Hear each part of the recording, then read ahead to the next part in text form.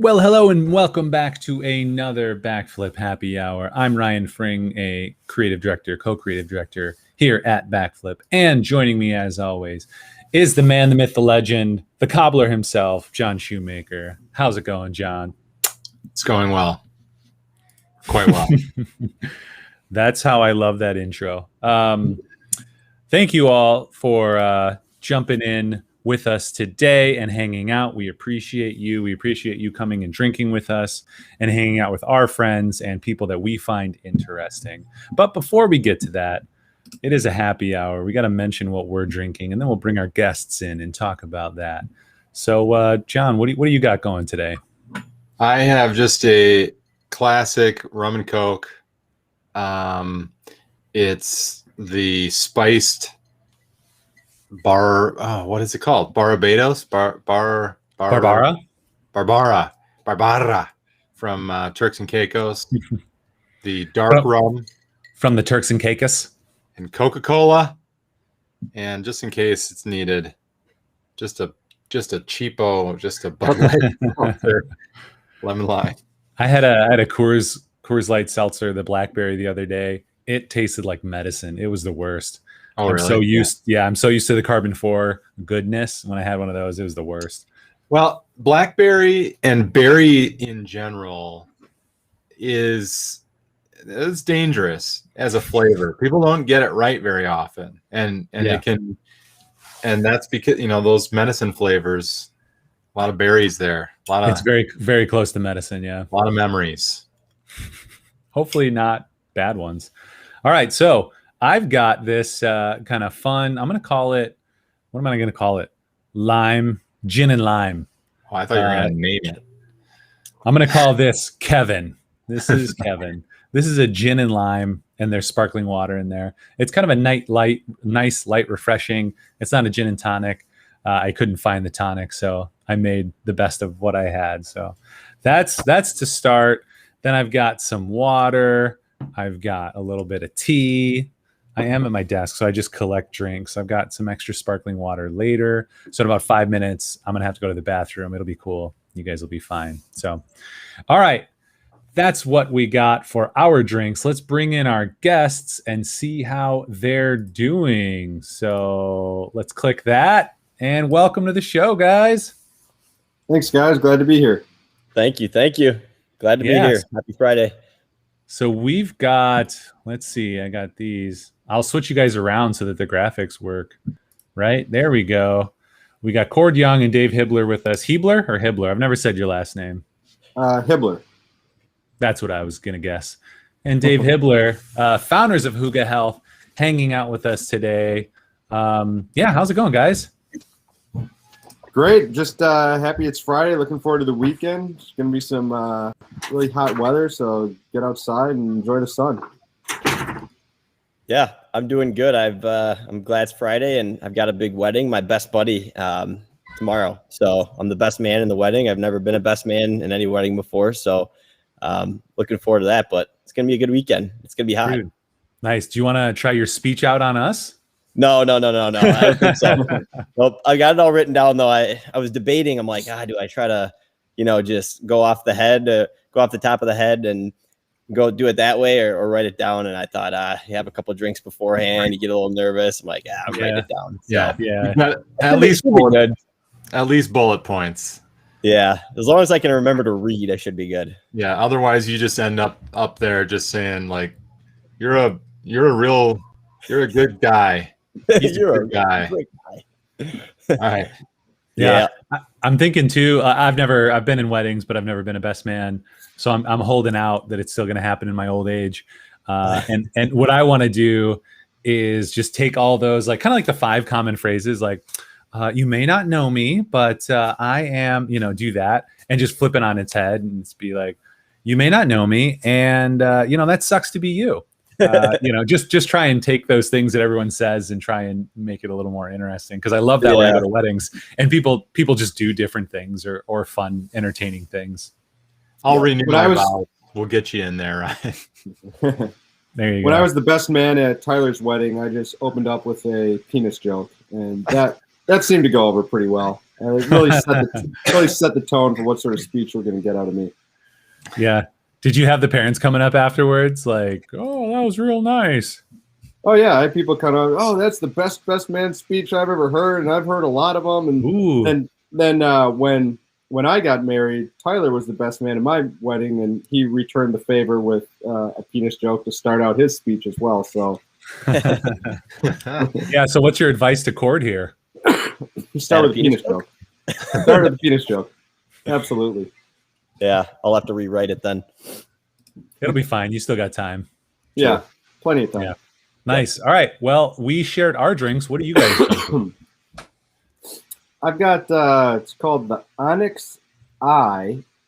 Cord and I went to Total Wine yesterday, and just every time I sit down and just relax and want to have a beer, I always want to try something new. I have one of those apps.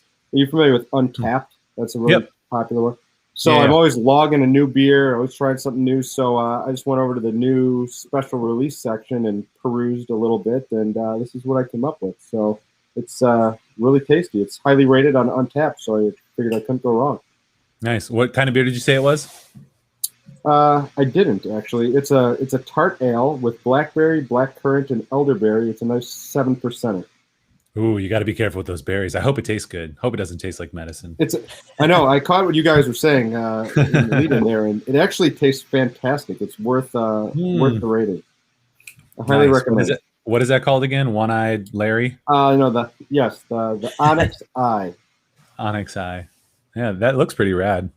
Yeah, pretty good. I usually judge books by the cover, so I think I did all right this time. I mean, there's so much alcohol out there. You know, it's hard to say like, well, this, especially wine too. Like this gets a 91, this gets a 94. Like this is $8 in a 94, and this is $30 in a 91. And so when my wife and I buy wine, we're just like, what looks cool? If it doesn't look cool, unless somebody's recommended it to us, we're not getting it. Yep, 100%. Yeah, that's smart money. All right, Cord, what do you got? Well, speaking of looking cool, and no berries in my beer, but I'm going with an Alpha King by Three Floyds, one of my favorite breweries out of Indiana. So, yeah, this is a good one. I love this beer, and they have awesome labels. They must have an artist on their team or something, because all their labels are super funky and crazy, and I love them. So. Yeah, that's what Three Floyds is one of the ones that was kind of like some of the first craft beer that I'd had and really enjoyed it. And, you know, having it be somewhat local is kind of fun too. Yeah. Yep. For sure. I like a bunch of theirs. Gumball Head's another good one. And there's another one I can't think of the name of, but yeah, I love that brewery. Yeah. And feel free if you do need to get out, like, I don't know, if you need to go grab water in like a half an hour or something, or use the restroom, that's totally cool. We can do that. We are live, but we're just chilling and hanging out. So no big thing. That's great, because during the mic checks and everything in the beginning, I'm already halfway through this bad boy. So I'm going to have to be grabbing another couple more. We're going to be going for over another hour yet. Yeah, you thought I was weird with my 4 drinks here, but turns out I was just planning ahead. Yeah. This ain't your first rodeo. No. So for those who don't know you guys or what you do, what the heck do you guys do? Sure. We do a lot of stuff over here. So Tyler, who you heard me mention, he's my original business partner from Forever Lazy. We started over a decade ago selling adult onesies, adult one-piece pajamas. Started out of my parents' basement, you know, your typical startup story. We just had mounds of pajamas floor to ceiling, and we put up a website and tried to make a go of it. And anyway, we've been doing that for, like I said, over a decade now. And then Cord, we took on as an intern, actually, as a college intern for us. And then it went really well, and we were at a point where we could hire our first employee. So that was Cord. And he's been working with us ever since, for at least the last 5 years. And then Cord, I guess I'll let you segue into Hooga Health. Yeah, definitely. So like Dave mentioned, I started working with Dave and Tyler 2015, I want to say, with my senior year in college. And then, so we working together from all the way back since 2015 at Forever Lazy. And then recently we've started Hooga Health. So Hooga is just a brand selling alternative health products, and mainly focusing in red and near infrared light therapy devices. That's the big one. And non-blue light emitting book lights, light bulbs, and other light products. But we're always looking to expand into other things. So there's not really a category that's off limits in the health space for us for Hooga. We primarily sell our products on our website and on Amazon. So yeah, we stay busy for sure. Yeah. So I know the answer to this, but are you guys really into health? You love this alternative health stuff, or like how did you guys go from Forever Lazy, which let me see if I can throw this up real quick, and it's amazing. Here we go. Adult onesies and footed pajamas, which I love. Like, I love that it says footed, like footed pajamas. Like, that's a thing people know about. Like footies, It is, and it's the official name. So that's also in there just for search engine optimization purposes, because people know them. Some people know them as adult onesies, other people know them as footy PJs. So you kind of have to make sure you have all your bases covered so people can find you. Yeah. And what would we call them here? Footies. Yeah, because we have children. Yep. I'm not seeing you guys modeling any of these. Oh, there we go. Right there. Yeah. As I'm saying that, I found you. There I am. Look at that pose. So At sexy. one time, it was like, it's funny you say that, because it was just Dave and I on the whole page, and it was like, we got to start mixing it up a little bit because it just doesn't look right. So we eventually started trying to work with some different models and get some women in there, and try to keep balance. No, Tyler. He refuses.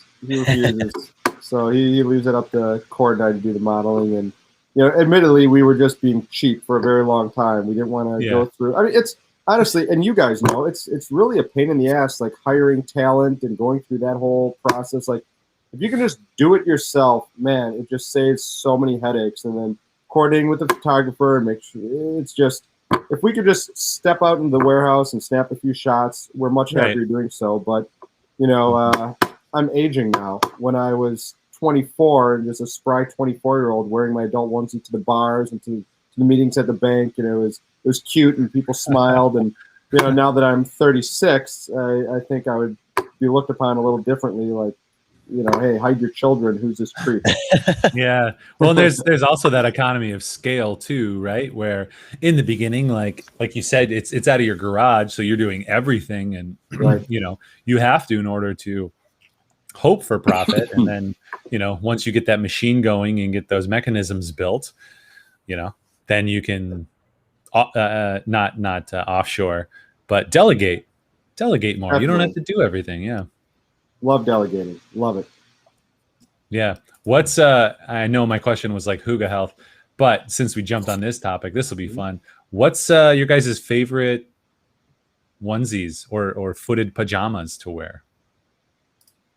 I got to think. I just had to clear out my closet the other day because over the last decade plus of doing this, every time we came out with a print that I'm like, oh, I love that one, I got to grab one for myself. I just went through my onesie closet the other day and I had about 24 onesies hanging there. And I'm like, all right, I got to start weeding some of these out. So, I mean, I really like the green camo. I really like the American flag print. Big Chimpin is always a crowd favorite. We got Tiger King that we released last year. I don't know if you guys watched that on Netflix, but that was a good seller last year. So I don't know. Cord, what about you? I mean, being a big bow hunter, I got to go with the green camo. I'd say, I mean, ever since we first met you guys, we've sold the camo since then, and I wanted to try to shoot a buck with my bow from the tree stand wearing the green camo onesie, but haven't done it yet. But still on the old bucket list. That'd be amazing, especially since I've seen, what is it? They're like sleeping bags that you can get, right? Because it's so effing cold sometimes when we're out there. That'd be so amazing to have like the hunter's onesie. Yeah, I mean, keeps you warm and you're blended into the tree, so why not? Perfect. John, I don't imagine it sheds burrs very well though. Good point. Probably not very well. Right. Yeah. Probably just collects them. It adds to the atmosphere. You just look like a bush with like fur. Yeah, it's like I feel like there's something here though, because John and I go hunting together opening weekend, and it's been awesome. The past 2 years, he got me into hunting, so I feel like there's something here. We could wear them. We could film it. You know, we could be like influencers that nobody follows for you guys. Yeah. The micro influencer. It's super hipster. Yeah. Yeah, that's what it's all about these days. Yeah. Let's make it happen this fall. All right, it's gonna happen. Every time I make a promise on here, I write it down. Like last week, talked to a guy who wants to get back into his fitness. So we're gonna do a triathlon together. Your wife, me, and you. You know, we're gonna get going, and we started making that happen this week, which is awesome. So that means awesome. We gotta do this hunting thing. Yeah. Yep. So I give you a lot of credit. Step one. Go ahead. I give you a lot of credit because most people, that's just talk. I thought you were going to say every time you make a promise on there, it's forgotten by the end of the show, because so many people do that. It's just so normal. Like, oh man, haven't seen you in so long. Like, oh, we got to get together, grab a beer.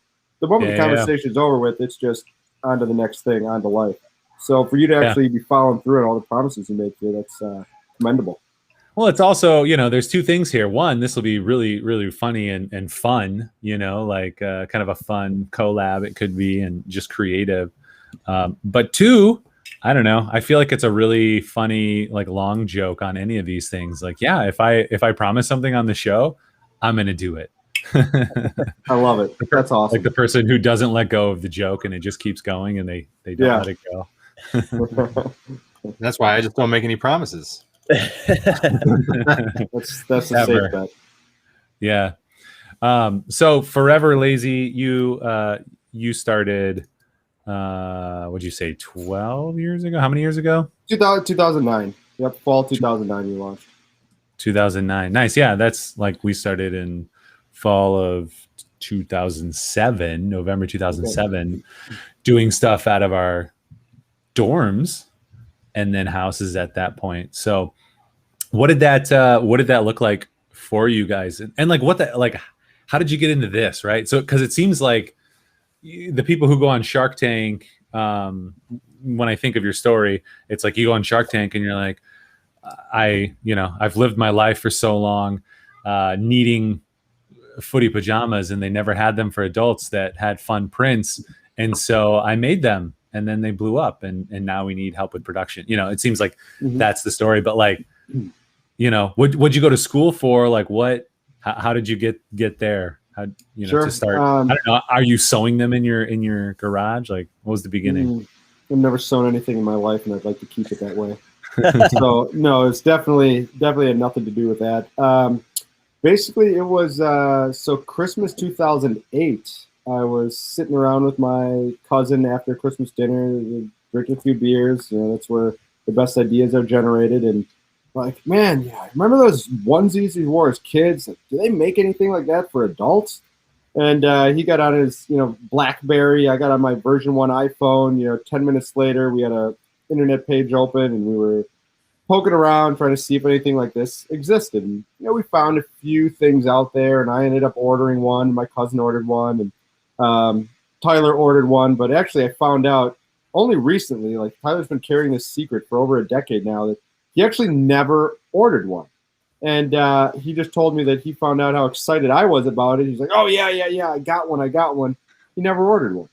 But anyway, I started talking about all the things that could be improved upon, and how, the adult onesies on the market were lacking. The pockets were too shallow, and there was no hood, and the rear drop seat didn't work correctly because it was Velcro and it needed a better enclosure. So we started talking about, hey, we could make a better adult onesie. And at this point, we were only about a year out of college. I'd been fired from my first corporate job, so I was just determined not to go back to corporate America. And we were just looking for something to make our own. And we always knew we were going to start a business. It was just a matter of like, what's that first idea? So it ended up being the adult onesie, and so we took it, ran with it, found a domestic manufacturer to produce a first trial run, threw it at the wall, see if it stuck. It did really well. Then we just scaled it from there. Long story short, so yeah, it's been quite the ride. Yeah, what does that look like in 2009? I feel like now it might be a little easier to source manufacturing just with the internet and the connectedness of everything. But 12 years ago, was it as easy as looking up like textile, construction factories, or I don't even know. What do you search for? Yeah, Tyler had gotten on Google and just searched for domestic clothing manufacturers, and we found a guy in San Francisco. His name is Seymour, 80 years old at the time, garment industry veteran. He'd been doing it for decades, and at this point in his career, his life, he was just mentoring new startup clothing companies. So, oh wow, we got in touch with him and flew out to San Francisco, met with him, showed him some drawings about what we envisioned this perfect garment to be. He tried talking us out of it, telling us, no, that's terrible. It needs to be 2 pieces, not 1. We said, no, it needs to be an adult onesie. Let's just roll with this and see if it works. So begrudgingly, he went with it. And then we created, I think, about 600 onesies was our first order, 100 each of 6 different colors, 5 different sizes, to be shipped to my parents' basement in Wisconsin. And it wasn't that hard. There were enough resources on the internet at that time to make it happen. Mm-hmm. And do you have those? Like, are those classic still available on your website? Like, do they have a classic tag? They're basically, they don't, is the short answer. But our heavyweight onesies are the same pattern that was developed 12 years ago. The fleece onesies, we ended up adding detachable feet just because so many people, they started out non-footed. Yeah, they started out non-footed because we didn't want a footed onesie because it makes our feet sweat as adults. So we did find, though, that enough people did want a footed onesie just because that's truly how the kids' onesie was built, and they wanted that. So we ended up having a footed and a non-footed version, which just was kind of a headache to manage because for every single style, you've got a footed version and a non-footed version. And if you sell out of one, you've got a ton of the other remaining and vice versa. Whereas by combining them into a product that has detachable feet, now you have that versatility and you don't have to carry twice as many SKUs. So there's been a little bit of an evolution of our adult onesie over the years, but it hasn't evolved too much, I guess. Yeah, that's awesome. And Cord, with you, did you meet these guys at a job fair, or were you like, oh man, this Forever Lazy stuff, I got to get into this. I got to get me a piece of this. Like, how did you get connected? So I was in some sort of entrepreneurship class my senior year, and in that there was an entrepreneur internship, and basically you interviewed with a few local companies in the area who also had signed up, who were looking for an intern. And I was lucky enough to interview with Dave and Tyler. I think my first one, or maybe my second interview, but we hit it off. And so that was how I got paired up with these guys, just basically by chance. And just working together. I mean, I really enjoyed seeing what they were doing and just learning from them. And I think they kind of noticed that, that interested me as well. And it was a good fit.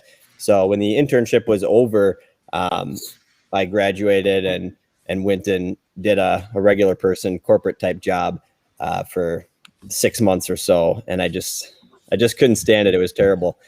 So I hit up Dave and Tyler and asked if, they were ready to hire anybody, and they were willing to take me on. So that's kind of how it all began.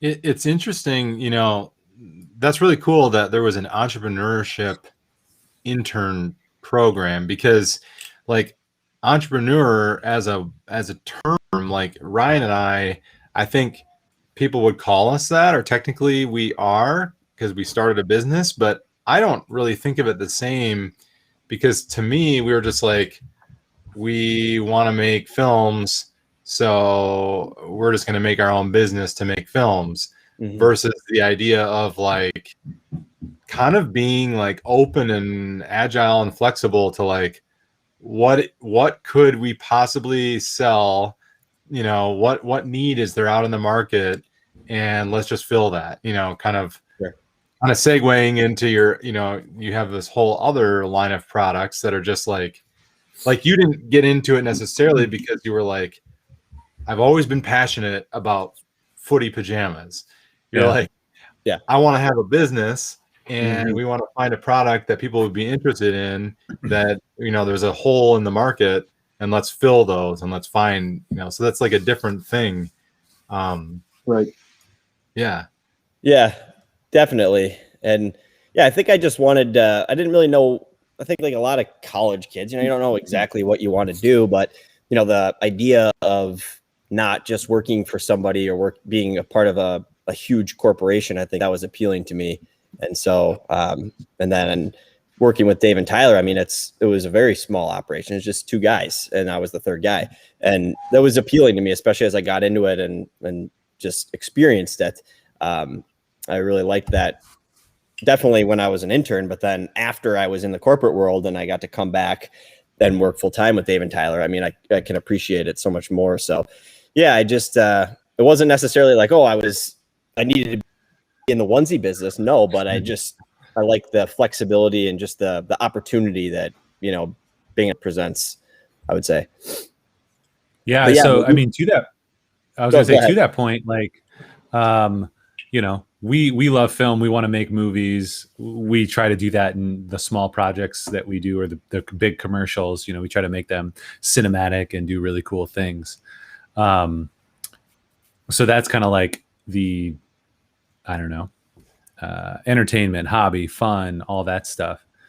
Also, I'm kind of at a point too where, and maybe I just have this bug in a similar way, that entrepreneurial bug. I'm like, you know, what else? What other kind of streams can I get going? You know, and I have friends doing other things, like one friend doing a cannabis, a CBD business right now, and just figuring that out. And I was like, you know, I don't do anything with them. Rob, John, he'll actually be on in a couple of weeks. But I was like, I don't know, if you're doing a business over here, like, I'd love to help out and like be the director of marketing. Like, I'd love to just be the person who creates all the crazy shit that could make you stand out. You know, it's kind of similar to what I'm doing now, but that's just in a different area, in a business, in another business that is in a different industry. I would even get into other things. I think right now it's all that, you know, how much time do you have? And for like us, or, you know, John, you can speak for yourself, like, just so much of my time and energy goes into the business that when I have other time, it's like, all right, well, that's family, you know, or, you know, me time. Right. But as you get older, you want those other things, such that you can maybe retire at some point, or if some of your kids want to go to college, put them through college. So I think, you know, I have that entrepreneurial bug as well. I don't want to build a business and sell it and build it and sell it. We know an entrepreneur who's like that, and I know some very successful people who like to do that. I want to like build something and like work in it, and then build something and work in it, you know.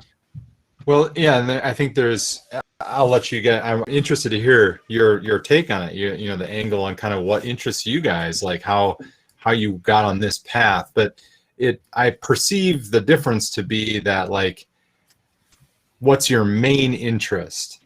You know, so my main interest has been filmmaking, and marketing kind of went along with that. But if your main interest is business, then, you know, the entrepreneur side of tackling it that way, like, what's interesting and fun for you is seeing the way that you construct a business, build out the pieces, get the thing functioning, and then you move on to the next one. I build out a story, we shoot the thing, we bring it into, you know, we recreate it, you know, bring it into being, and then send it off and move on to the next story, the next, you know, film. I'm not moving on to the next business, because we built the business to serve for me, I built the business to serve the filmmaking. I was interested in that versus like building the fill in the blank to serve the business interest, so how do you guys look at it? Is any of that resonating? I don't really have a solid question. Well, I think maybe a question, a way I could phrase it is like, what do you love about what you do?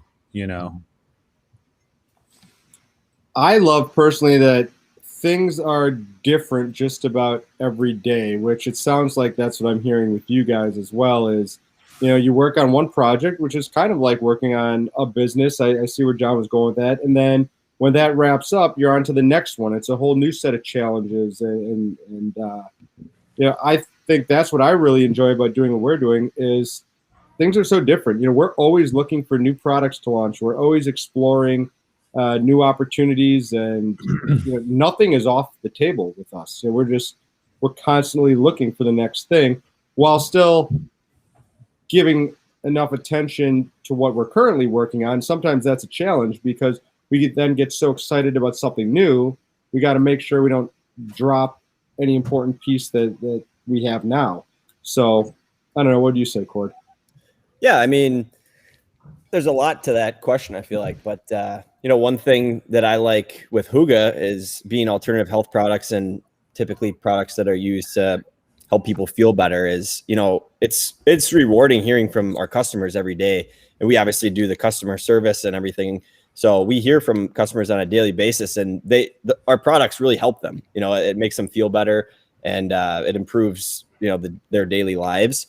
So, that's nice. And if we can earn a living and challenge ourselves and have flexibility and freedom in our lives by doing so, I think that's for me, that's rewarding. It's kind of killing two birds with one stone. And even with Forever Lazy, it's always been like that with Forever Lazy too. People, it's a kind of a lighter topic and a sillier topic, but people love the onesies, and they use them for Christmas photos and their, important family memories. And it's just people love them. So it's fun to sell things that provide value to people and that people enjoy. And like I said, if we can earn a living by doing that and not be like, in a corporation kind of feeling like we're just a number, great. So that's, I would kind of summarize it that way, is it's providing value for people is enjoyable for me. I was thinking about oh, sorry. Yeah. I was just going to say Cord really nailed that answer. So I just want to say ditto. I was thinking about now, even though I kind of said, here's this distinction and here's, the way that I think about it different than that. There is the side of it though, where, and Ryan and I, obviously we each, have our own personalities and our own, ways of tackling things. I think I don't often feel like looking for other things to do because the entrepreneurship actually comes in where we're working on a project for some other company in like the healthcare sector. And suddenly I need to like learn a lot about that sector and figure out how to sell their product. Yes, it's from a marketing side. I'm not building the business, but there's a lot of stuff that there are business discussions that come up. We're marketing something and we're like, okay, but you've got the product and it's priced this way. Like, how should we talk about that? Is that, do you have different ways, like different offerings you could make? Can you like sell this for less? It's all, I'm coming at it from a marketing side, but it's kind of like very related to the business. And then when we have a new product come up over here in another industry, like alternative health, red light therapy, for example, it's like, okay, how do we get into that, industry, and how do you speak to people there, and what do they, what do those customers care about? So we're moving through a lot of different spaces. It's all like marketing, but like the businesses that we end up involved in are all over the place. It's, varied for sure. So I think when I come home in the evening, I'm just like, I think I need to go outside and dig in the dirt in my garden, or like saw like boards in half or something, like I'm not usually like looking for other things. Well, that's a really good point. And maybe we can get into this too, like your guys' hobbies. Like, what are your hobbies? Because I feel like filmmaking is my hobby too, or creative, or technology, or a lot of the things that I actually do for a job. And so, yeah, when I come home, I do want to do something different. And for me, I'm always encouraged by you, John. I'm like, oh, I better get up and do some work, because John's doing a lot of this, work at home projects, right? Like, we're redoing our kitchen now, but I was like, Monica, my wife, I was like, you're in charge. Just tell me. I'll just lift and move things. I can't think, I don't have the mental energy. But for me, that, when I come home, I don't necessarily want to dig, although I'm happy to help if my wife tells me to. I want to build something or make something better. Like, that's like a perspective that I have. And I think something that's really fun to me when somebody's like, oh yeah, here's a challenge I have. I immediately am like, oh, how can we make this work or make this better? And I think that's where my entrepreneurial mindset, thank you, Maggie, comes in. Here, you can come wave. This is my little helper. I called her while you were talking so she could come get me more water. I love it. Hi there. All right, thanks, Maggie. Where, yeah, obviously in film, somebody comes and says, hey, I need to advertise my product, and we need it to be 30 seconds, and we need it to do this, and here's the market. And there's a huge problem-solving opportunity there. But then, yeah, when I get home, it's like, I want to work on something like that in another area. So there's a question here. What do you guys do for fun? Or like, what are your hobbies? Is it the same? Are you like, so Dave's, you're not sewing, but what are you doing? What do you do to relax? It's tough right now. We've got a 19-month-old at home. It's our first. And I mean, I know each of you guys have like a whole soccer team worth of kids, each of you. So I know you. So we're just starting out with this, but when zero to 1 is hard. Yeah, 2 to 3 is hard, and then everything else after that is easy. That's what I hear. So I'm waiting for that, but still trying to enjoy the time we have now. But to answer your question, when I get home, my wife, she's a stay-at-home mom. So when I get home, I usually have to relieve her a little bit because she's kind of burnt out from the day. And so I take over, I play with our daughter for a little while. Then it's dinner time. Then, maybe we'll go for a family walk. Then it's, bath time, bedtime routine, all that. By the time that's all done and over with, it's probably 8:30.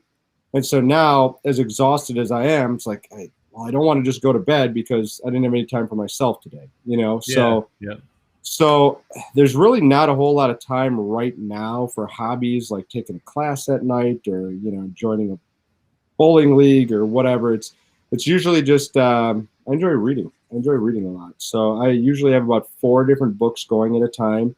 And then it just depends which one I'm in the mood for that night. Am I in the mood for a little more intellectual reading, or am I in the mood for just kind of screwing off and reading some fiction?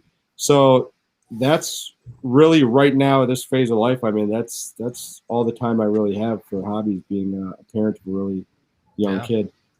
Yeah. What are you reading?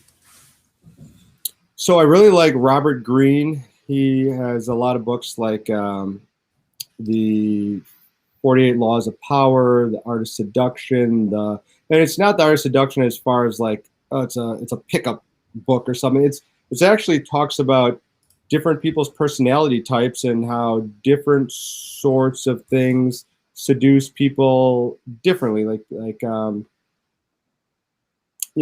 compliments versus actions. So there's a book, The 5 Love Languages, it's similar to that. But anyways, it's more of like a human nature book. So his current book that I'm reading is The Laws of Human Nature, and it's really fascinating.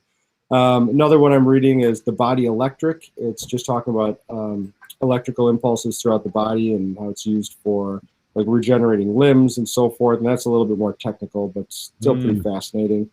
I don't know. And then usually I'll read like a business book or something for just like, human growth and development, something about, either habits, like a book on good habits or a book on breath work. I read a book recently on Wim Hof, talking about Wim Hof's method. I don't know if you're familiar with him. Like, is he Icelandic or Norwegian or he's the Iceman. guy? Yeah, the Iceman. Yeah. Yeah, so he does the cold exposure, cold showers, breath work. So that's fascinating. So I don't know. I switch it up. Usually I stick to nonfiction because my personality type, I just always need to be learning something. And sometimes to my detriment, I feel like if I'm just screwed off and just watching something mindless, I could instead be productive and learn something. But that's just a quirk I have, I guess. Yeah, that's funny. I've read like fiction for the longest time, and I still read fiction. But like over the last 2 years, I found myself reading so much nonfiction, mixing it in. And certainly for me, like being in filmmaking, fiction, I feel like it's an opportunity for us to tell great truths about the world without being explicit, like The Walking Dead, that show, like it's not about the zombies, it's about how do we behave in the zombie apocalypse. The Walking Dead is actually the people, right? I think if you're selective about the authors that you choose in fiction, you can still get like good, and then not feel like, okay, I'm just kind of like growing, because there's, even though unless you're reading Twilight. Right. Well, that's how I think, to be selective about it. Like if you're reading from the greats, like there's still going to be some good wisdom there. There's going to be one-liners that actually apply to like business life and things like that. For sure, 100%. Yeah. Definitely. And I just read. So now that I'm reading like nonfiction, I just read this checklist manifesto by, I wrote it down, Atul Gawande, who's like a surgeon. And he talks about how checklist revolutionized surgery across the world. And then I'm going to read his next book, or like a previous book, which is called Complications, which is about complications in surgery. And I'm finding myself like in my old age, like, I don't just want to read, kind of whatever could be candy or entertaining. Like it's so fulfilling. It seems like a meat, even though it has nothing necessarily on the surface to do with what I'm doing. But then you do read that too, kind of like what John and I were saying about the fiction. You read the nonfiction, I'm going to read this about surgery and complications, and I know I'm going to get some takeaways. I'm going to get some really solid things. And I'm loving it because I haven't really read nonfiction too much, here and there, one book every couple of years. But now, like I have about 4 or 5. I've got 2 on my desk and another 1 on the way. And then I'm getting my wife to give me some of the ones that she's read that have nothing to do with what I do, but are just good books, because just learning is so, it feeds us, Well, just for clarification, Dave, there's a reason that I pointed 2 yard lights at my garden. It's because it's about 8:30, 9 o'clock by the time I can actually go out there and kind of poke around for a little bit. So I can relate, man. I hear you. Yeah. But yeah. All right, Cord. What do you got? What do you do for fun or hobbies? Well, no kids for me. I'm recently married within the last year. So congratulations. What's that? I said congratulations. Oh, thanks. Yeah. So hang out with my wife. We're pretty close with her family, so go up north, hang out with them a lot. We got a cabin up in Lakewood, so we're hanging out there a lot. Got a little dog at home, so I love playing with him and just kind of relaxing, going out and grabbing a beer when we can. Outside of that, I mean, my main hobby, like I mentioned before, is bow hunting, which keeps you busy surprisingly throughout more of the year than you'd think, just the hunting season, just with scouting and trail cameras and shed hunting and property improvements, and the list goes on. So that would be my one main hobby. And I love to read too. And like Dave, typically nonfiction, but listening to Ryan there makes me think I should get in a little more fiction. I try to keep one book going at a time. Unlike Dave, I can't keep 4 straight in my head. So usually reading a book at all times, and just kind of hanging out outside of work. That's it for me. I'll give a little plug there for Orson Scott Card, who writes just a ton of stuff. He's kind of like non-genre, even though he'll be in like sci-fi or whatever. But he's been writing since the 70s when there weren't genres. So it defies genre. It's a little sci-fi, it's a little fantasy, it's a whatever thriller. But it's like most of his major books are like, what is it to be human, or what is it to be a person, and what does that mean when we're in relationship? And so that's that's that fascinating exploration, because it's more of a philosophical kind of exercise. Yeah, that sounds awesome. What's the guy's name again? Orson Scott Card. Here we go. Okay. I'll throw this up. You would recognize some of the titles, Ender's Game. Yeah.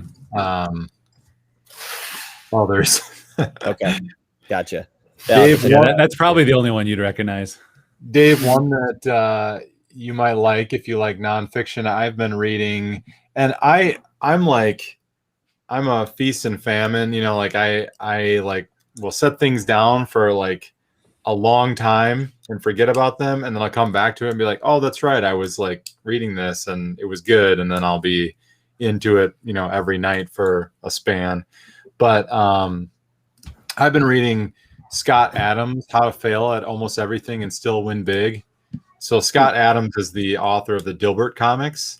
Oh, sure. And I think you would really get a kick out of him, because he has, I forget how many, it's insane. There's like 40 different like jobs or something that he tried and failed at, or just, like, it's a really, really interesting like story about, it's kind of that fail fast mentality, that fail fast idea, but like, just, he's always just pushing and learning more about business and stuff. And then it's been interesting to kind of like read that in light of, or in the context of like the Dilbert comics, to be like, oh, that's why he knows so much about business, is like he's been through all these different businesses and kind of seen the goofiness of like corporate culture and things like that. So yeah, it's really interesting. That definitely sounds like something that'd be right up my alley, so I appreciate the recommendation. Yeah, that does sound good. I'm a big movie and TV show watcher, so I always kind of feel bad, because I'm like, I know I should read more, but there's so many good stories. My wife loves reading, and we've had this debate, she's like, well, reading is better, just like just objectively. And I'm like, well, yeah, I guess, like it engages a different part of your mind, but like if we're just talking about like goofy, fiction, entertainment value, fiction books, like how is that different than watching a movie, watching a show? And then I've also like, we'll have this debate about, well, the book is better than the movie. I'm like, you're probably not wrong, but a movie, if we're talking about consuming stories, if I'm interested in what's that general story, the movie takes an hour and a half to watch, the book takes 8 hours to read. Like, just time of day is like, again, a valuable commodity, and you're just, Yeah, definitely. And I'm a slow reader, so it'd probably be like 16 hours instead of 8 hours. So yeah, I hear you on that. But there's a lot that you can learn from film as well. Definitely, kind of like I think Ryan was saying earlier, that there's things you can learn from fiction, and there's a lot of lessons. Like, I know one. Have you seen *Handmaid's Tale*? It's currently on Hulu. Yeah. Like, that's really interesting. It kind of makes you wonder, this crazy dystopian society, and you wonder, like, oh, all these people are such idiots. How did you let it get to that point? Yeah. And then you look at where we are today, and you kind of look at how effed up a lot of things are, and it's like, it's just kind of like, what is it? What is the analogy? Like cooking a frog alive, where if you gradually increase the temperature 1 degree at a time, all of a sudden he's cooked and you didn't even see it coming. Like that's a lot of what Handmaid's Tale is about. So by watching Handmaid's Tale, that's one that actually makes me stop and think and like reflect upon where we are as a society, Yeah. I won't name drop any countries, because you might have suppliers there, but I think everybody kind of, sometimes has this thought about like, well, how do these countries end up with like communist regimes or very oppressive regimes? And I think the thing we don't think about much is that I don't think they chose that. I don't think they like had the idea like, oh, this would be better for us to have no rights. It was just a slow progression in that direction until suddenly, like you said, you're boiling a frog in the slowly turning up the temperature of the frog, and then suddenly you're like, oh crap, I'm boiling. Yeah. It's such a fascinating thing too. Ooh, nice. Beer run, go for it. It's such a fascinating thing too, because like The Handmaid's Tale, I've only admittedly seen one episode, but they keep advertising it, and I'm like, oh, that looks so good. I want to see the rest of it. I watched the first episode with my wife, and she was like, "Oh, this is horrible. I like emotionally, like I can't handle it," because that episode, is where like the wife lets her husband or like watches her husband be with another woman because whatever the society and stuff.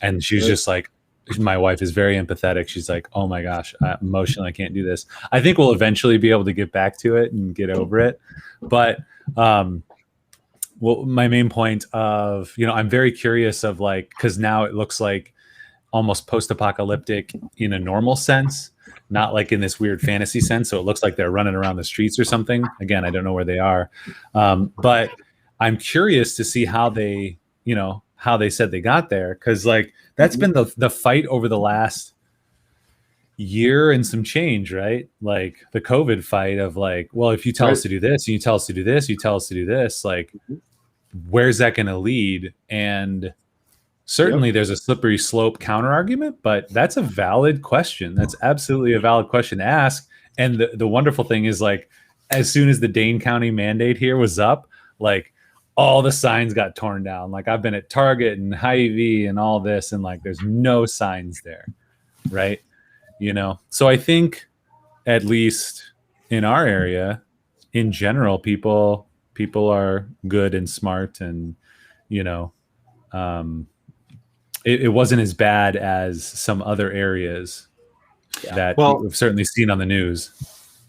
How was business for you? A lot of businesses kind of through the last year had a lot of things that they had to adjust, had a lot of things to figure out. I mean, supply chain, I kept hearing about that. I don't know if you guys have staff that, enough staff to be affected by the kind of work from home lockdown, but what were things like? Last year was awesome. Last year during the pandemic was phenomenal. Best year ever for all businesses. Tremendous. People that normally go to gyms or clinics for red light therapy, they were buying red light therapy devices from us to do at home. People that were normally dressing up in their corporate attire to go into the office every day, they were working from home and they were doing it in their pajamas. So phenomenal for Forever Lazy. I mean, sales were up. Everything was phenomenal last year on all accounts. We were super fortunate to be in the lines of business that we're in. This year is when it's starting to hit us. Shipping costs, for example, it costs us on average in a normal year, it costs us about $6,000 to $6,500 to bring a big old shipping container in from our suppliers. Currently, within the last month, the only bookings that are being allowed are premium bookings to the tune of about $17,000. Ooh, that's So a little like more. it's ridiculous. So I mean, it's really hurting us right now because on some products of ours, there's not a whole lot of margin there. So when you're spending double or triple, and they don't see the situation improving anytime soon, the only people that can get bookings currently are people that are willing to pay for diamond or premium service, which is $17,000. Well, when you're used to paying $6,000 to $7,000, and then not only that, but when Trump put in those punitive tariffs against China last year, 2 years ago, whatever it was, that doubled our effective duties, tariffs, taxes rate. It came back 50%, but we're still paying increased tariffs, and now we're paying double to triple for shipping. Right now, we've had a lot of conversations as recently as this morning about, do we hold these containers back and try shipping at the end of the summer, hoping that things will get better? But then there's other people saying, well, hey, things are just ramping up because at the end of the summer, that's when everybody starts bringing in all of their goods for the fall, winter, holiday selling season. So it's literally a gamble right now. Do we just pay those exorbitant rates and bring it in now, thinking that, hoping that it doesn't, or if it gets worse, at the end of the summer, we'll be paying maybe, what is it going to be? $25,000 a container, 4 times what we normally pay, so that's kind of where we're at.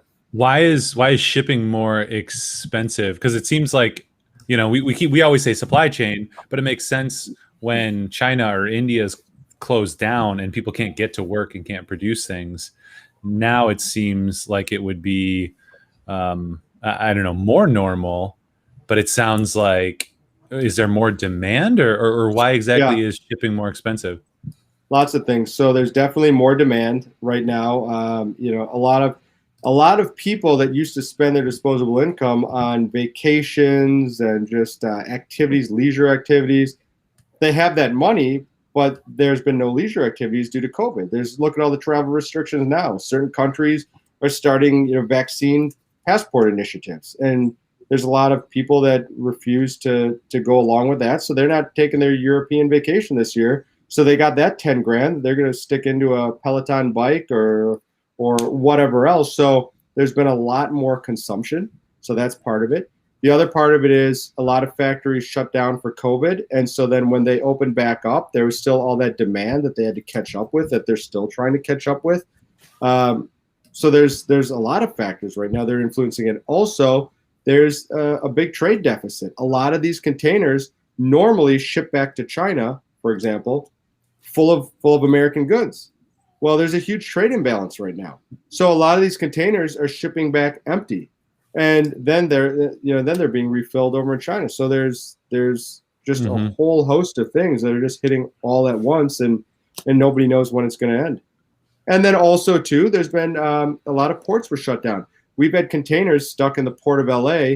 Our last 2 containers each sat in Los Angeles at the port for 2 months apiece before it could even get space on a train to make its way to us in the Midwest, because a lot of port workers were off work because of COVID outbreaks. Currently, there is a COVID outbreak in a port in southern China that some of our stuff comes out of, some of our electronics. And our supplier this morning told us that port, certain ships are told to just stay at sea for a 14-day quarantine before they can dock and start loading up goods to bring back to the States. So a lot of stuff is being delayed that way. I mean, you're really getting hit from every single possible angle on this. Is there like I don't know, you had mentioned before you started off domestic, and then as you've grown, outsourcing, it sounds like is what's happening. Is there an opportunity to bring that back, especially at these exorbitant shipping rates? Or no, it's not practical. And people ask us about this all the time, and I understand, it's a naive question when people ask it, but I don't expect them to understand it, which is why they ask it, because they're not as ingrained and immersed in it as we are. So our first supplier, Seymour, that I mentioned for the pajamas, he was the first one to tell us over a decade ago, if you guys hit it big, you need to move your production overseas. He said the garment industry has moved overseas a long time ago. It used to cost us, when we had Seymour producing those pajamas, guess how much it costs to make one pair of pajamas and have it delivered to us in Milwaukee. What was the price back then of the pajamas? Well, Like we were trying to sell them for, or... yeah, I mean between 50 and 70. If we're saying 60, I don't know. I'm gonna guess high just because it was the first iteration, $30. Yeah, you got to go even higher. It was about $35 to have a pair of pajamas produced in San Francisco. And let me tell you, when they were producing them in San Francisco, you know where the fabric was coming from? China. You know where the zippers came from? China. You know where the draw cords came from? China. You know the workers that were sewing them? Chinese Americans. So basically, China. So basically, we were paying all these intermediaries upcharges, and then we were paying exorbitant standard of living wages in San Francisco to have them produced. Everything that it was being produced with came from overseas. So just by moving that portion of our business overseas to be where all of the supply happens, all of the creation happens, it dropped the price down dramatically to less than $10. So now we can stay in business, because Tyler and I, at that point, had we had to keep up paying those prices, we'd be out of business. There's no money left to pay for a warehouse, pay for all the other things that we have to pay for, and still have anything left over to pay ourselves. We would have been the first 2 people out of work. But by moving just the production overseas, now we employ local embroiderers, local shipping companies, FedEx, UPS, Post Office. We we send money to Uline for packaging supplies. We can hire warehouse workers. So we have been able to generate a whole lot more work for America just by having our production overseas, but having everything else take place here. So then when you move to Hooga and you want to talk about electronics, where are all the electronics made? Look at your laptop, or look at your computers right now. Look at your cameras. They're not made in America, because you know what? All the tool and die and everything is taking place overseas. So for the same reason we moved pajama production over there, all the other production has to be there, because you're right there at the source. If you were to produce a red light therapy panel here, you'd be buying your bulbs here, but you know what? Those bulbs are made in China, and then they're marked up 2 or 3 times before you buy them here for your goods. So all you would be accomplishing is you'd be still buying all your components that were made overseas, and then you would be paying just American workers to put it together. And then the price you would have to charge for that would be so high that most people couldn't afford it. You know, our big selling point with Hooga, as you guys know, because you put the video together, affordable and effective red light therapy. We want to be the red light therapy, and not only the red light therapy, we want to be the alternative health company for just the average person. The average person can't afford a $500 red light therapy device. But you know what? For $150, maybe they can swing it. And you know what? By doing that, maybe they can get rid of their arthritis pain in their knees. And maybe they can heal their heart and liver and kidneys and lungs and skin problems, and heal their eczema and heal their psoriasis. All of these things I've heard from customers that are buying our products because we're able to give them at an affordable price. So that's my long answer. But yeah, it's super interesting to hear, because I don't know that I've ever heard that the idea that something's made in America doesn't necessarily mean that the materials came from here. You know, that like, to get that stamp of approval or whatever, is get that stamp of like made in America is like assembled somewhere around here from parts that came from other countries anyway. Like you kind of have to dig down to like, well, where's the raw material coming from?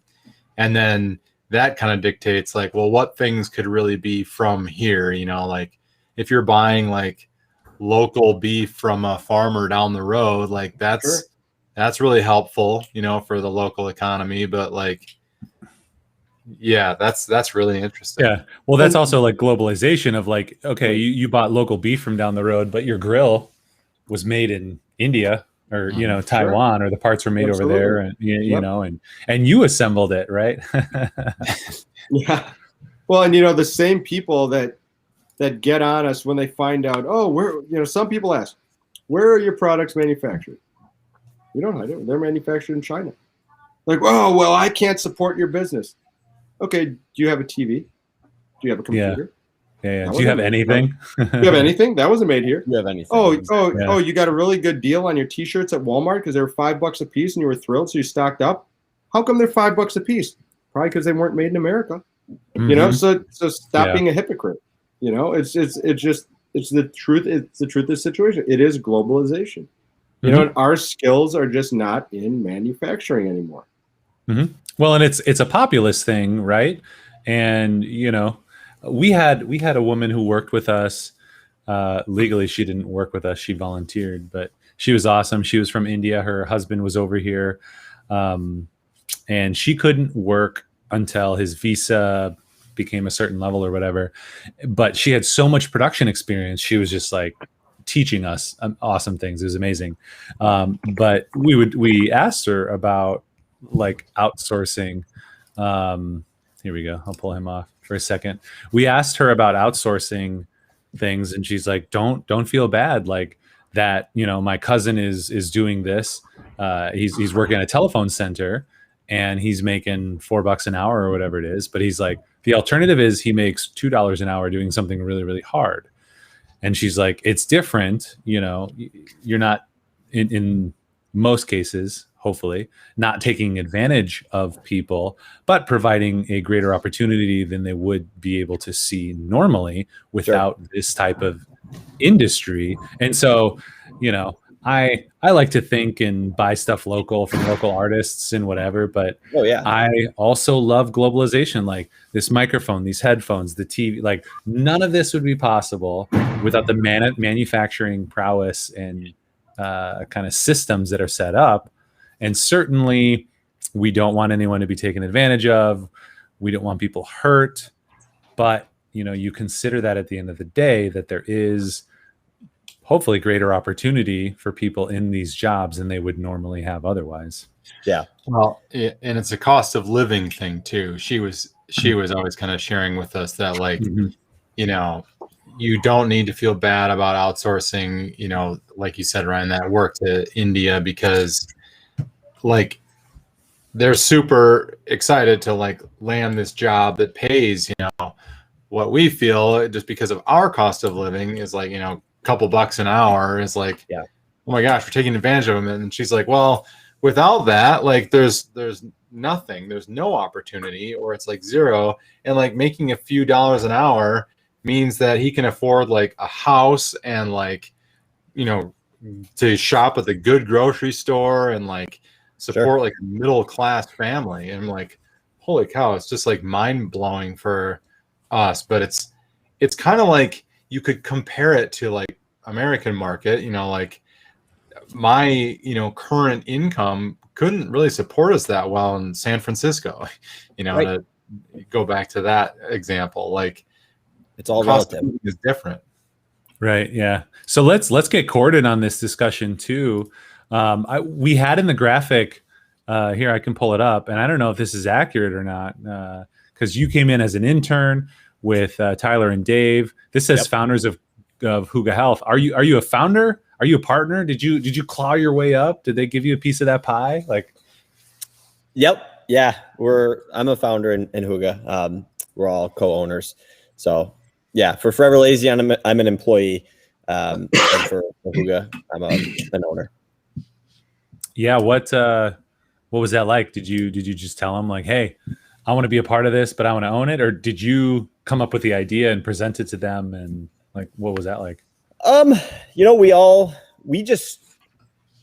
working together on Hooga all equally. And it was a new project that was totally separate from Forever Lazy, other than the fact that we, you know, did the work physically at the same warehouse as Hooga. So, or as at Forever Lazy. So, yeah, it was just something we worked out, but, we started it all together. We were all here from the beginning for Hooga, whereas I jumped in as an employee. They started Forever Lazy on their own. You know, I wasn't a part of that in any way, shape, or form. I came into it however many years into it, probably 6 years in or something like that. So yeah, we just kind of worked itself out since we had started it together.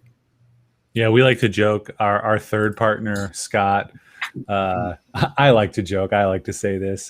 He had a not so hostile takeover because he's now an equal partner with us. But for us, he kind of came to us with a huge, experience in the business world and a desire to be a part of something bigger and own something. And from the beginning, he communicated that, and little by little, he got a little more and little more, and then eventually he became a equal partner. So there's the three of us.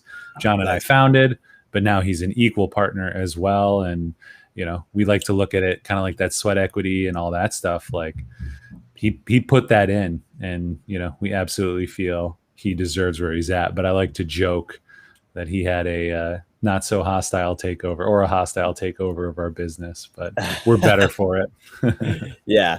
And I think that's a perfect way to put it, is it's sweat equity. We all three started Hooga, and it was just purely sweat equity. So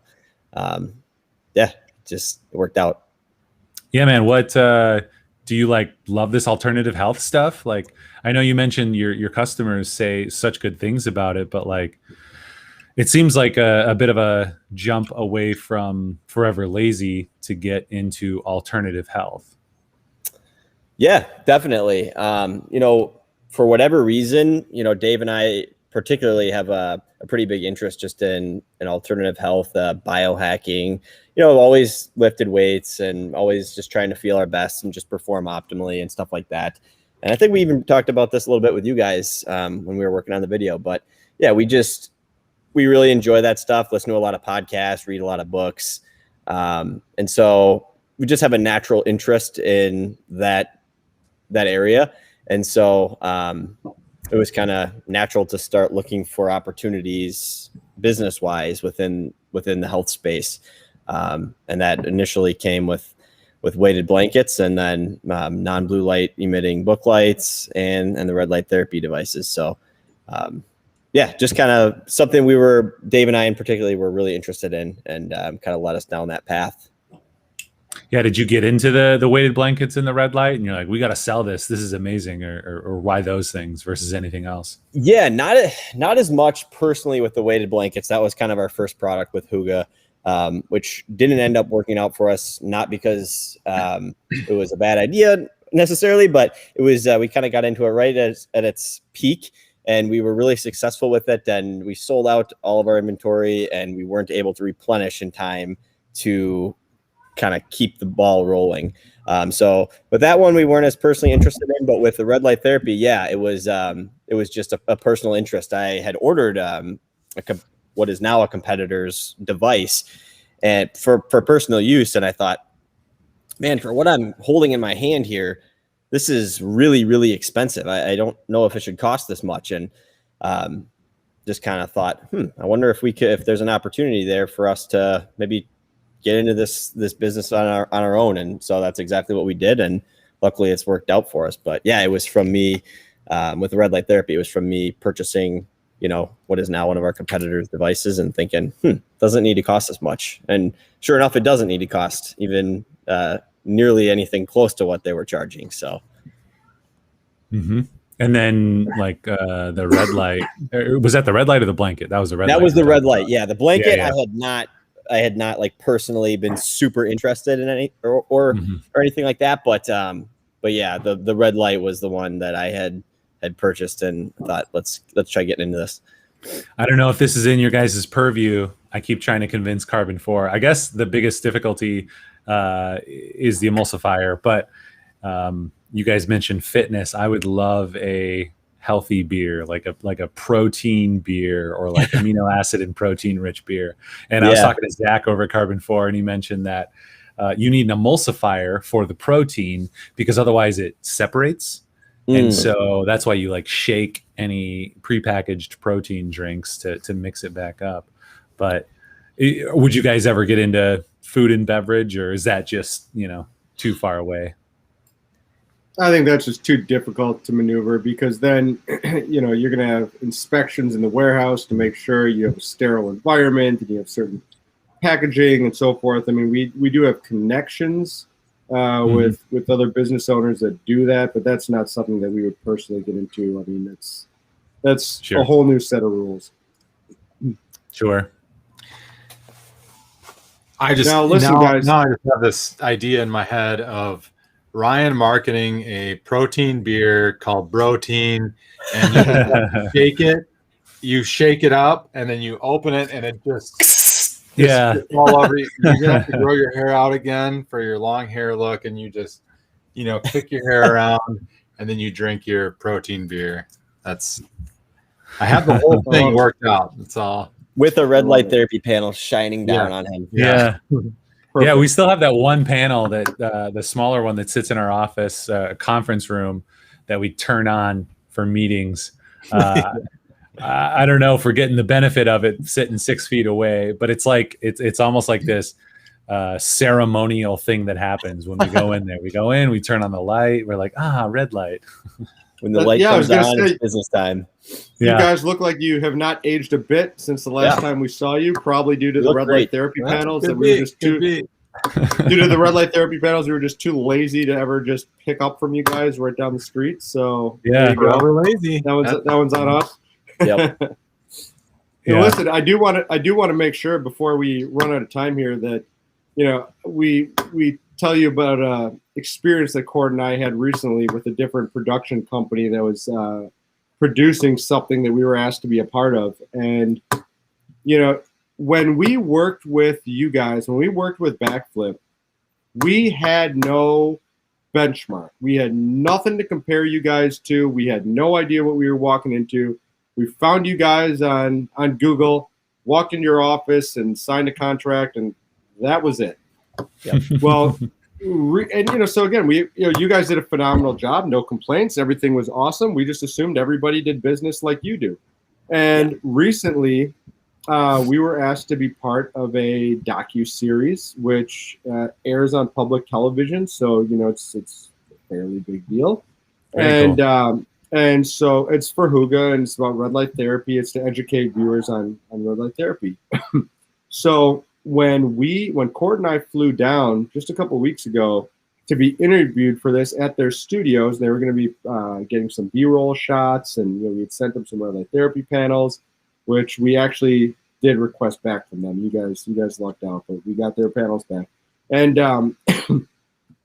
Cord and I just couldn't have been less impressed.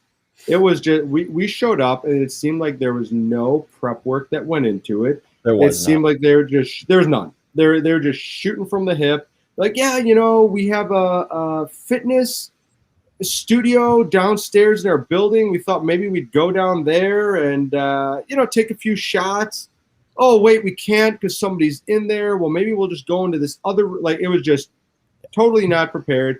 Then we walked into the room where they had one of the red light panels set up on a stand. We now have stands for some of ours, and it was not even set up right. Like, it just Cord and I had to build the whole set ourselves. Whereas when we walked into Backflip, you guys were all set to go. All the stages were set up. The actors were in place, hair and makeup, everything good to go. We didn't, you had bagels and coffee for us. We didn't have to lift a finger. And at this other studio, at the end of the shoot, we were packaging up our own things. There was no bagels and coffee. It was just such a no plan. There's no plan in place. It was just yes. So you guys, well, in my experience now, are just far and away above all the other production companies out there as far as I'm concerned. So I just really want to make sure we gave you guys kudos. We're doing acknowledgement for that. Because, that's how we like to wrap up our show. That's all we got for today. No, thank you. That's very kind. I appreciate that feedback, and it's so interesting too. Like, sometimes it's just the little things, right? Like, we set up the set and prepped with all that, because I think we also had to think about how in the world are these lights going to look on camera. So that was kind of that process we were going through. But then, like, for me, like, I'm a host. We had an interview with somebody yesterday. We were interviewing them for a position that we have open. And one of the questions was like, are you a host or the life of the party or this or that? And I thought about my own answer, and I was like, well, I really like to host. I want somebody to just I want you guys to show up and just be taken care of. Like, you can go chill over there. We got music, we got food, we got this. Like, I want you to feel great, because when you feel great, this is going to be better. We're going to communicate better. The energy is going to be what it needs to be creative. So I do appreciate those kind words. Yeah, and it's more it's totally that for you guys. Everything was great in terms of like we were being hosted and such, but you guys had a plan. You guys were prepared. Like Dave said, we walked in there, you guys had it going on. It was just kind of like, hey, if you guys have feedback, let me know. Like, we're happy, you guys were happy to hear anything we had to say, but otherwise you guys were like executing. Whereas with this other experience here, there was no plan whatsoever. Like, they weren't executing, and it was just totally different. So yeah, I mean, when we got out of there, we were down there in Florida, and we were talking about like how much we appreciated our experience with you guys. And yeah, 100%. It was just night and day. And yeah, we definitely appreciate how you guys do business after dealing with some other people. Thanks. Yeah, it's funny that I think sometimes Ron and I, we've talked a little bit about, you're like, there's always a question in this industry about the value of film school, I think, because there's a lot of technical stuff that goes into it. And you're like, did I need to study these art films and things like that? And some of the things that came out of film school were like, and I suppose you could teach these in tech school as well, but I think they're like, or just read them in a blog.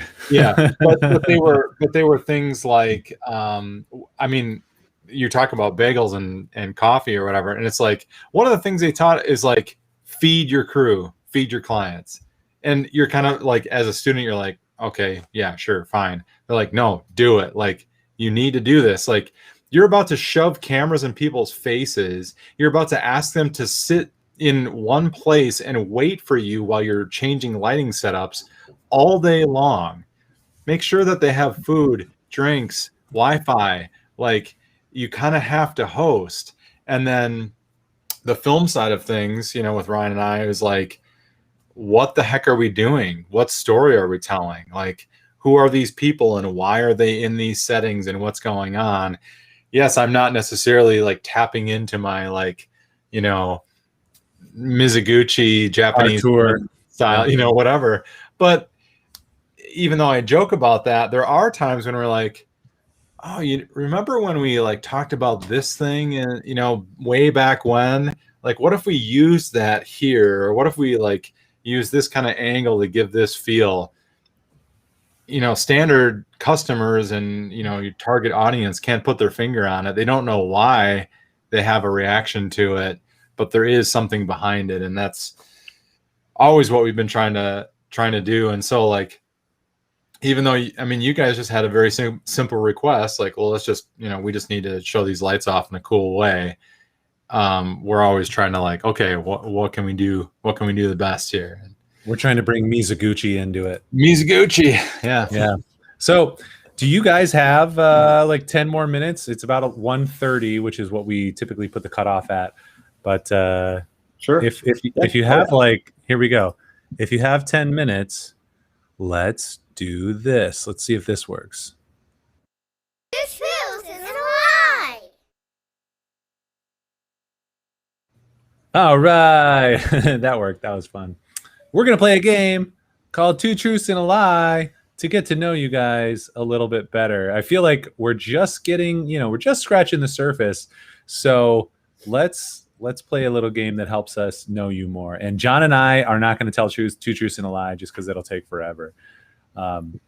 So I'll vamp a little bit while you guys can prepare. We'll make Cord go first since he's the young guy. He used to be the intern, so he can go and be the first. But if you haven't played this game before, you come up with 3 stories, and 2 of them are true, and 1 of them is a lie. And we and also the people at home get to guess what the lie is. And let's see, we do have Aaron hanging out with us on YouTube. What's up, Aaron? Thanks for jumping on. We're sending him cookies from last week, actually.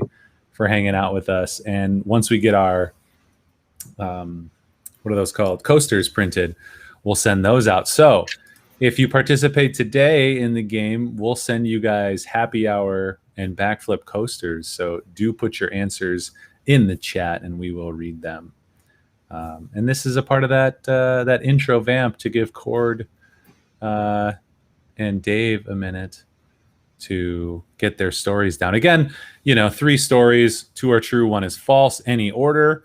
You want to try to stump the other person too. So you guys probably know each other's stories pretty well. So if you can stump each other, that's fun.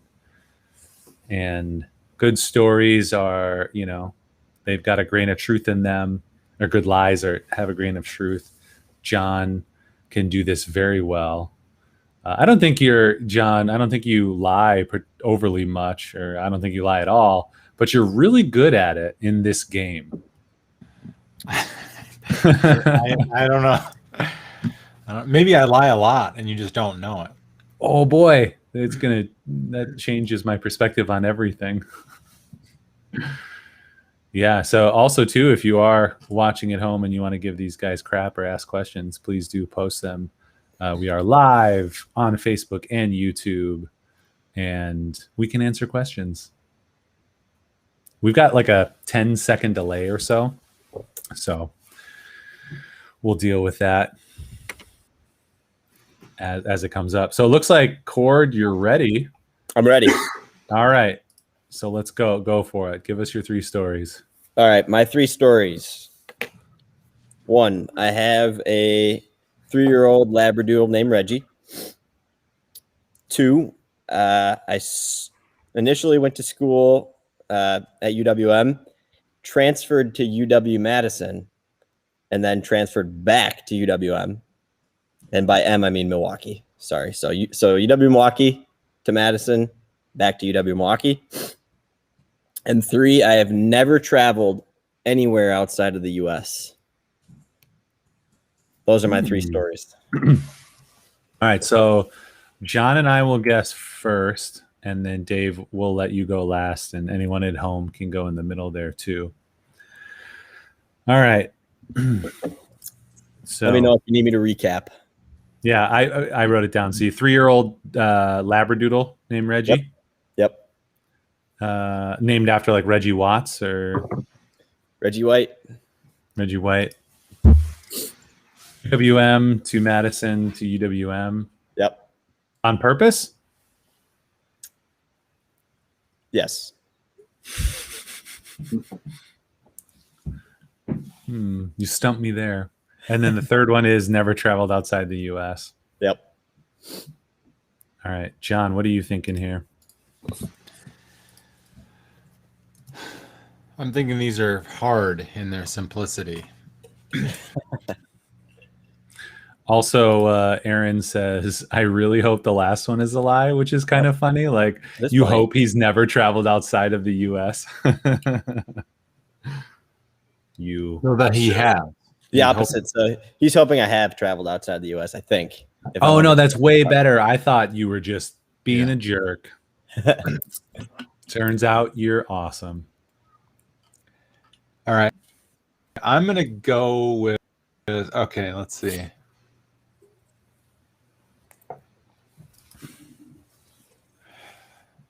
Oh, man. You're going to go with let's see. Okay. I'm going to go with the first one. I mean, we never like Dave would, I feel like Dave would know if the second one is a lie, which maybe it is, but that just seems so specific. Granted, I don't know any information here, but I feel like you could have fudged the. I know you have a dog, a puppy. You said that.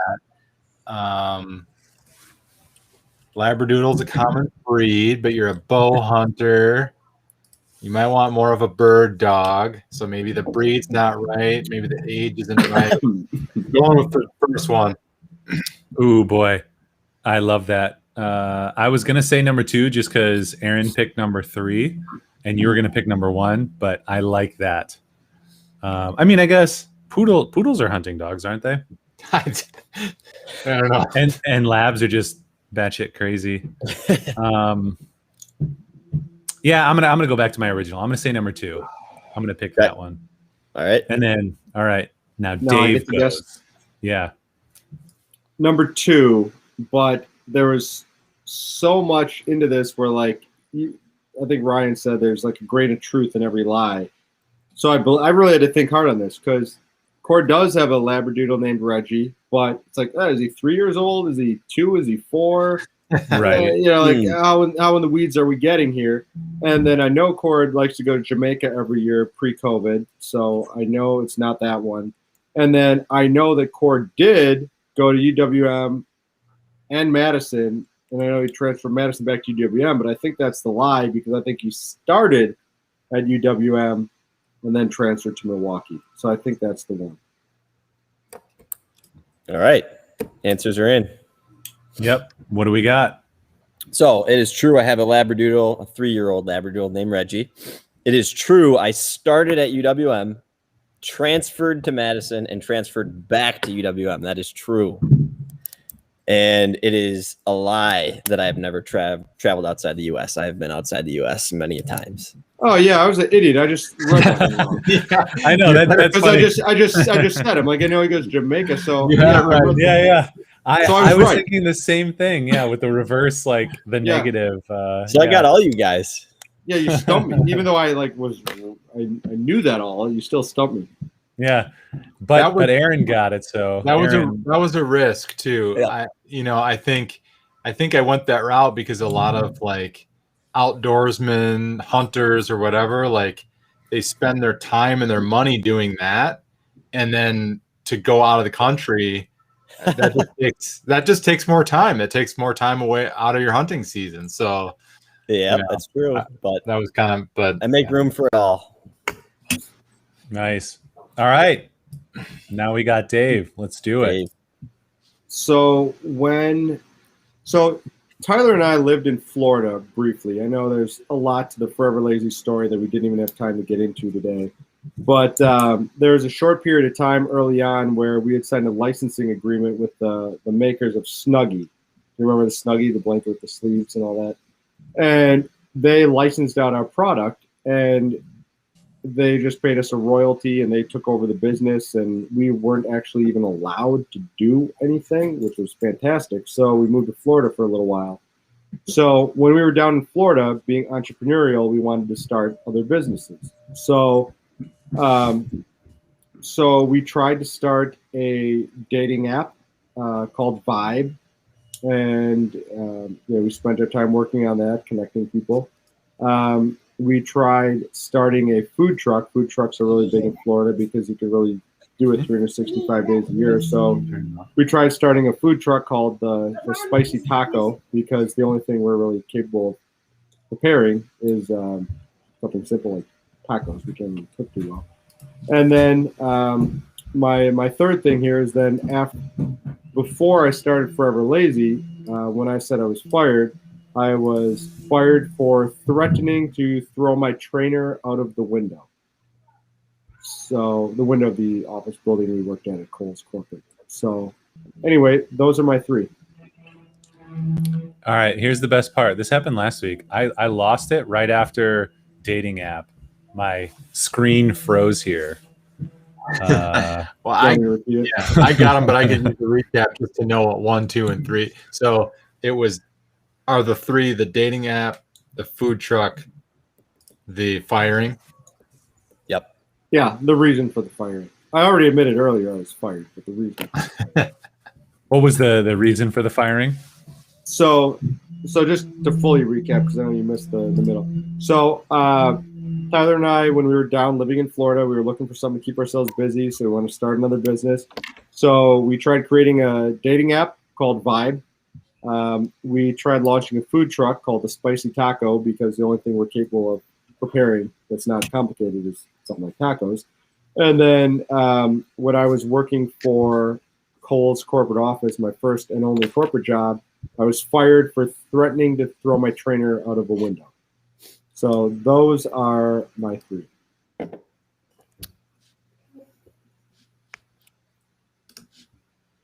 Awesome. All right, I wrote them down. Dating app, food truck, and defenestrate your trainer. To throw a body out of a window. That's what that means. What's the word for that? Defenestrate? Demonstrate. Yeah, I I've believe never heard that's yeah, I believe that's to throw a body out of a window. I think this came up in a previous podcast. Likely. How does this yeah. come up in a previous podcast? That's what I want. Ryan is the answer. You got to tune in to find out, baby. Okay. Did you get that? Episode? Did you get that from Gas Pump TV? Yeah. Yep. No, everything on Gas Pump TV, I'm writing down and then I'm trying to bring up in podcasts. Word of the day. Yeah. Cheddar. Cheddar's word of the day. Defenestration. All right. So Aaron's vote is in. Vibe is a lie. Aaron's pretty good at this game. So we need like a challenger to Aaron. I'll challenge you. Yeah. What do you got, John? I'm going to go with the food truck. I think we heard some of these stories. I don't know if I'm remembering them correctly. I think the firing and the reason I think that's the truth, and it's hilarious still. Yeah. I don't remember if we heard about the dating app, if we heard the name. I feel like you've got a shade of truth in your food truck, but that maybe it wasn't tacos. Maybe it was something else that just didn't sell well in Florida. I mean, tacos wouldn't sell well because you probably don't make very authentic tacos, and Florida probably has tons of them. But maybe it was something more Midwestern and it just didn't sell in Florida. You're saying like Florida has a lot of tacos? Yeah. There's too many tacos in Florida. Their proximity to Cuba. Do Cubans have tacos? I don't know. I'm feeling I'm going to pull my white, mail card and just keep digging. This one out. Yeah. I'm not qualified for this discussion. All right, let's see. So, yeah, I feel like the third one, throw somebody out a window. I feel like I heard that story. It just sounded familiar when you said that. So, dating app, vibe, or food truck. You did mention the difficulties of food and the inspections and things like that. So, I wonder if you have a history of trying to make a food business work. So, I'm gonna say number one as well. I'm gonna say dating app, vibe. I'm going to go with Aaron on this one. So we'll let Cord guess now. Spicy taco's a lie. That's all I have to say. That's correct. The food truck is a lie. Oh, Tyler and I did try launching a dating app called Vibe. It was VYBE because, that's the cool way of spelling it these days. Super cool. Yeah. Super cool, super hip. So tried launching it. Didn't work out. Did threaten to throw my trainer out of a window. She deserved it. Didn't actually execute. Got fired beforehand. Started Forever Lazy. Rest is history. So that's my story. And then you got to come on this podcast. Did you have a food truck of some sort, or? Never had a food truck, but across from our apartments in Florida, there's a courtyard where every Thursday there was like 20 food trucks that lined up. So that's it. That's awesome. Nice. Well, because I made it, thanks so much for playing. This truth is a lie. All right. Who says two truths and a lie? Like, do you have your kids say that, or like? Yeah. So my 4-year-old is home, so we have a nanny today.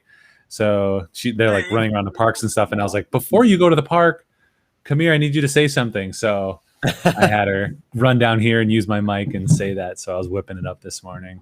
That's awesome. Thought it'd be fun. Yeah. That was fun. So, like I said, we did just scratch the surface.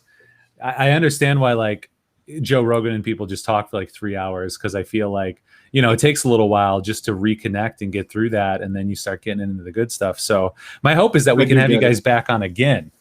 Yeah. And then we just start there, Yeah, let's do it. Because that's a great point. It's crazy for how long we have talked. Yeah, I feel like there's just so much that was left unsaid. Yeah. Yep. So we'll definitely have you guys back on. What else can we plug for you guys right now? Let's see. I've got I've got these. We got hoogahealth.com, foreverlazy.com. Check you out on the Soch. Yeah, no, that's it. We're all good. That's all good. Amazon too. If anyone's interested in any of this stuff, leave us a 5-star review. Order our products, leave a 5-star review. That's very important. Yeah, if it's a 4-star, just email us directly. Yes, exactly. You can email us directly at junk@hoogahealth.com. Yeah. I'm cracking up right now at Aaron's most recent comment here. Someone read that out loud. Ooh. Vibe is an online dating platform designed to help Africans connect with other Africans. That is not our vibe. That is not the vibe.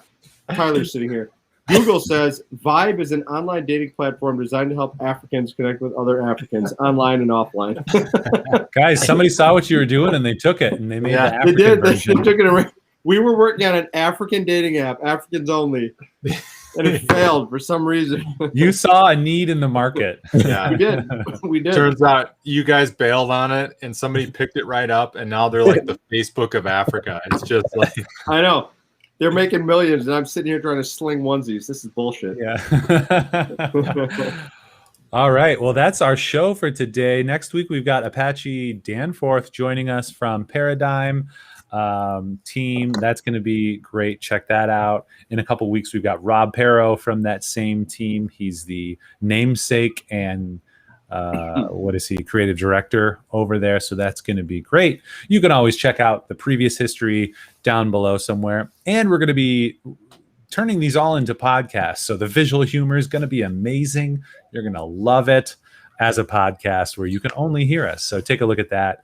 You can find that on our website, letsbackflip.com/podcast. I think. I don't know. Nobody's going to type it in. You're just going to Google search it anyway. So thank you guys. Dave and Cord, so much for coming on. John, always thank you for your heavy lifting on this show. And thank you so much for tuning in. Aaron, we're already sending you everything. We'll just make sure we send you maybe one more thing that we haven't said that we'd give away. We'll give you something else for participating and always winning the game. So thank you all so much. Thanks, Dave and Cord. And that's our show for the week. Thanks, guys. Thanks so much. Have a good weekend.